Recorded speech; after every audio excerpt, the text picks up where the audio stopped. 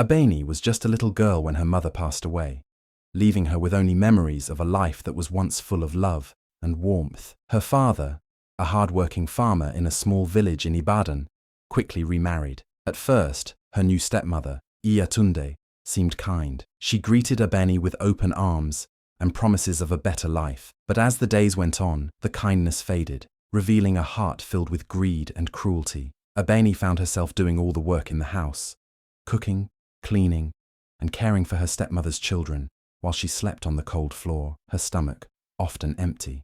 Iyatunde made it clear that Abeni was not allowed to go to school.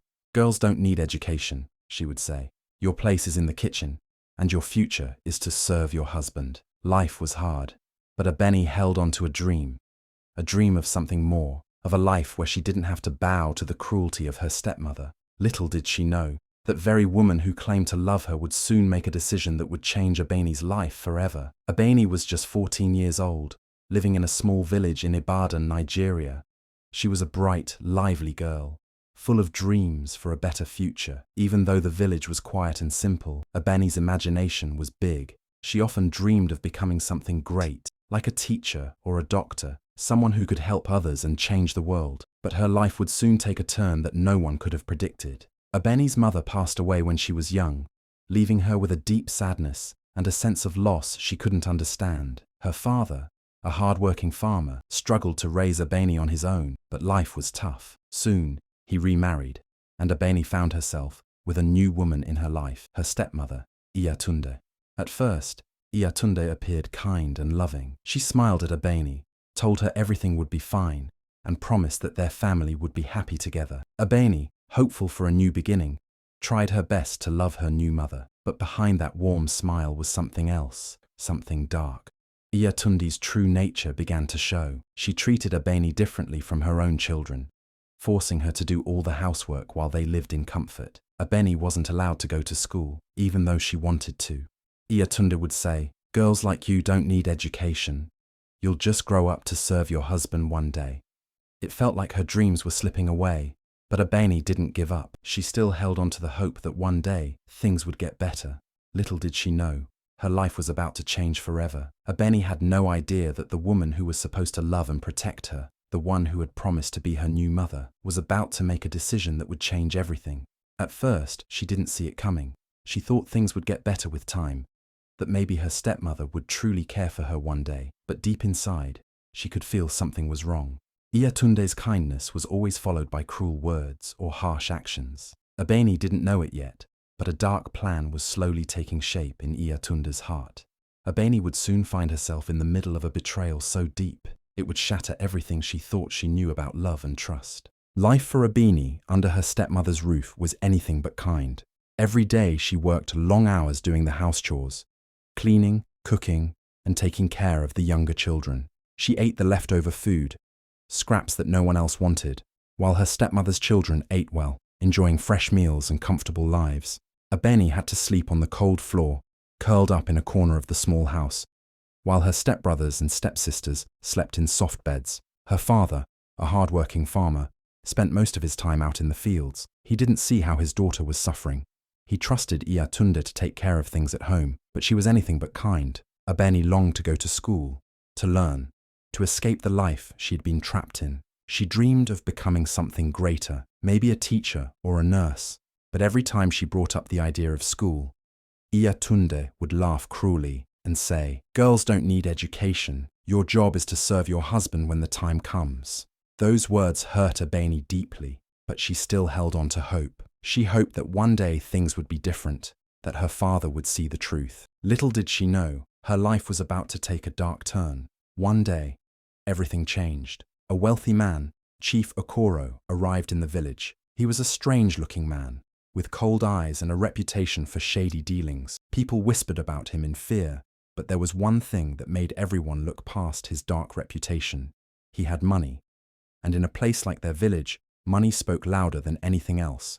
Iyatunde saw an opportunity. She had always been greedy, and when she saw the chance to get a large sum of money, her heart filled with excitement. She secretly met with Chief Okoro, away from everyone's eyes, and made a deal.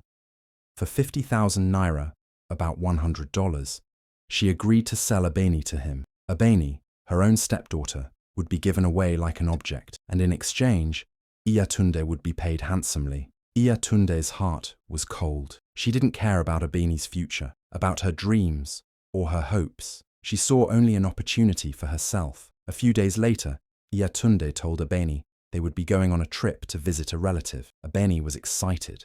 Maybe this was the moment her life would change. Maybe her stepmother was finally going to show her some kindness, but that was far from the truth. Instead of taking her to a relative's house, Iyatunde led her to the busy city of Lagos. It was overwhelming, with the noise, the crowds, and the tall buildings. Abeni was confused and scared, not understanding where they were going, but soon everything became painfully clear. Iyatunde took her to Chief Okoro's house, and without a word, handed her over to him. Abeni's heart broke in that moment. She didn't know what was happening. She cried, pleading with her stepmother. "Please take me home," she begged.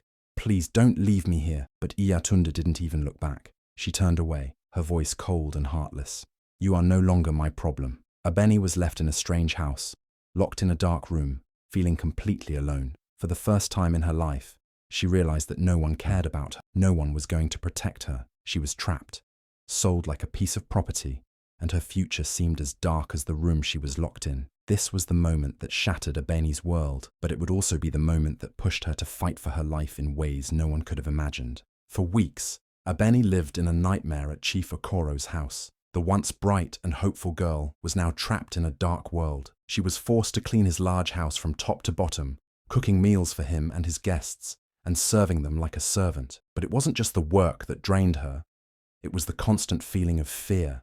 Chief Okoro treated her like property, giving her no freedom, no hope. Abeni noticed strange things about the people who came to the house.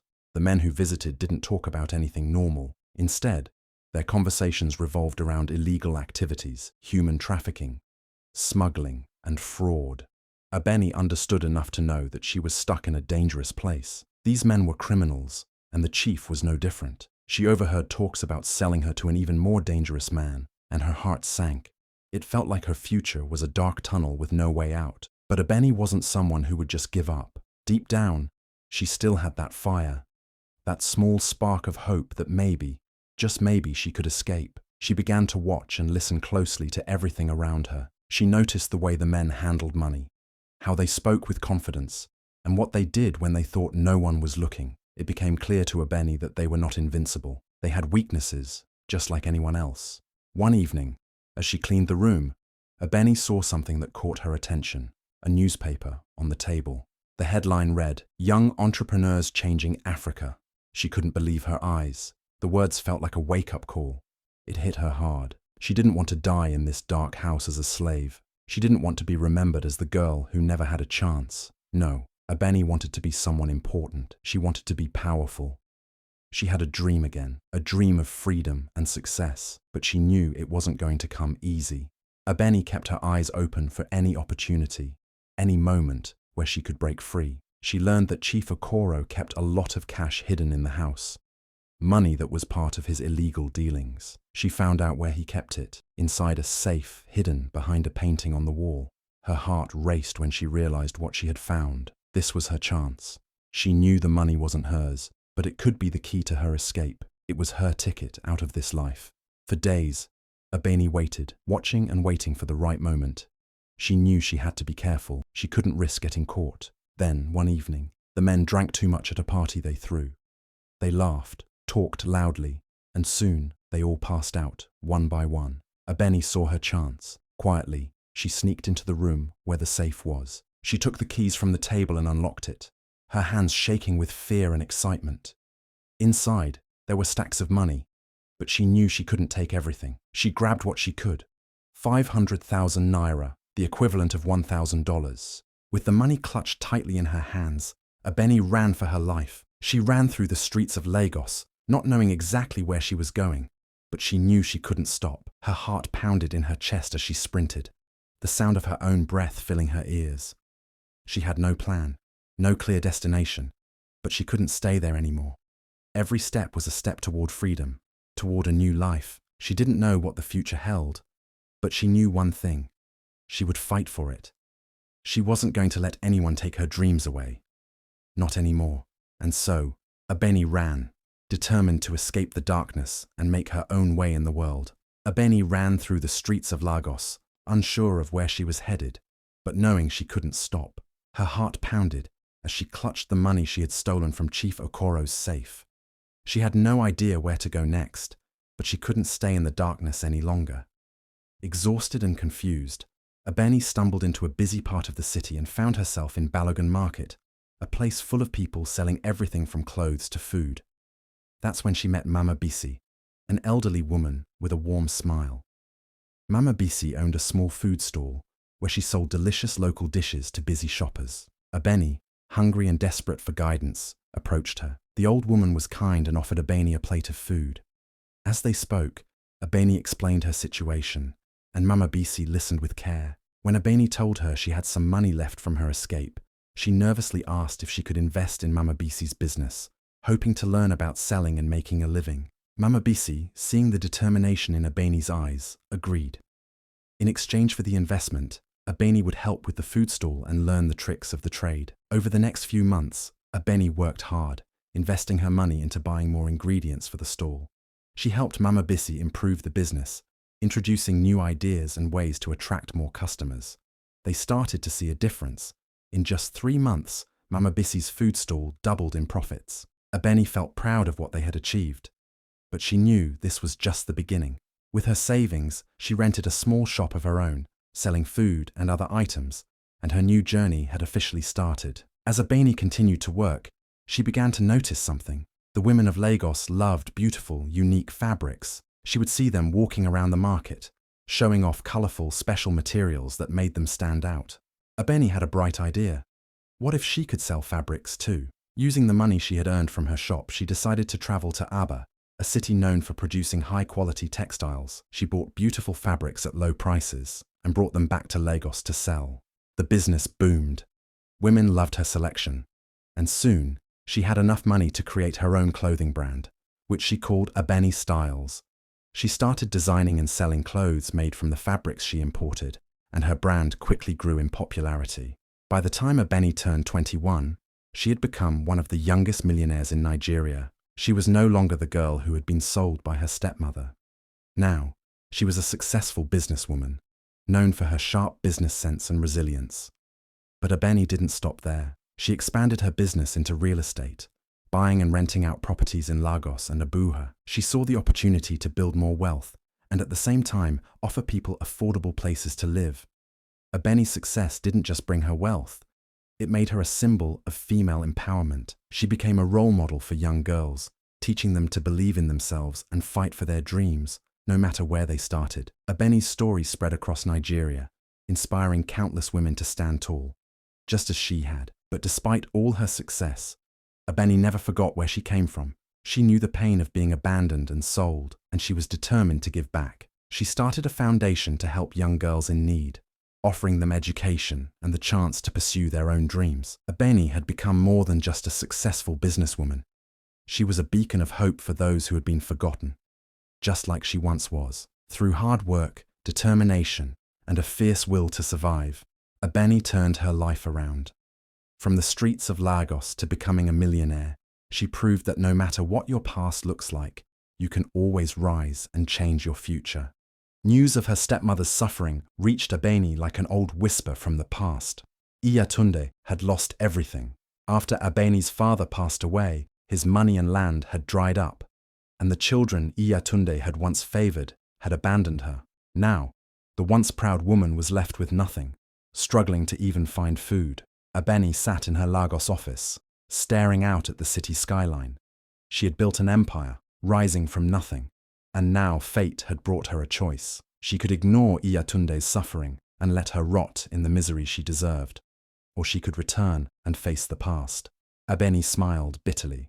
It was time to go back, but not for revenge. The day she arrived in the village, the air buzzed with whispers.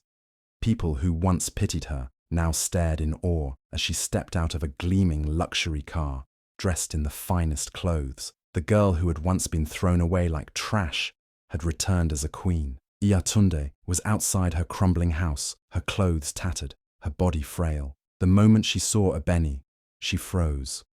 Her hands trembled, and her legs gave way as she fell to her knees. "Abeni, is that you?" she whispered, her voice barely above a breath. Abeni looked at her, emotionless. The villagers gathered, drawn by the sight of the once powerful stepmother, kneeling before the girl she had betrayed. Murmurs filled the air. Abeni took a deep breath and turned to the crowd. "Do you know what this woman did to me?" she said, her voice strong and clear. "She sold me for a few pieces of paper, left me in the hands of a monster." Gasps echoed through the crowd. Some had suspected, but no one had known the full truth. Iyatunde's eyes filled with tears. "I was foolish, Abeni," she wept. "I made mistakes. Please forgive me." Abeni reached into her bag and pulled out an envelope thick with money. The villagers watched in silence, expecting vengeance, but Abeni did the unthinkable. She held out the envelope, not to Iyatunde, but to the village chief. "This is for the young girls of this village," she said coldly. "Build a school. Give them the future I never had." The chief took the envelope with wide eyes, nodding in respect. Iyatunde sobbed harder. "Abeni, please, I have nothing." Abeni looked at her one last time, her expression unreadable. Then, without another word, she turned and walked away. The villagers stood in stunned silence as the sound of her car faded into the distance. Abeni had done something far greater than revenge. She had won. Abeni's name became a legend. She built free schools for girls across Nigeria, making sure no child had to suffer the way she did. Thousands of young girls, once trapped in poverty, now had a chance to dream, to learn, and to become something greater. She didn't just make money, she changed lives. Her business empire grew beyond fashion and real estate. She became a billionaire, not just in wealth, but in wisdom and impact. People looked up to her, not because of what she owned, but because of what she had overcome. Betrayal could have destroyed her. Instead, it became her fuel. Abeni was thrown into the fire, but she didn't burn. She became gold. Her story is a reminder that the worst moments in life can create the strongest warriors. Now, here's a question for you. What would you do if someone betrayed you? Would you seek revenge, or would you use it to build an empire? Let us know in the comments. And if this story inspired you, don't forget to like, share, and subscribe for more stories that will leave you speechless.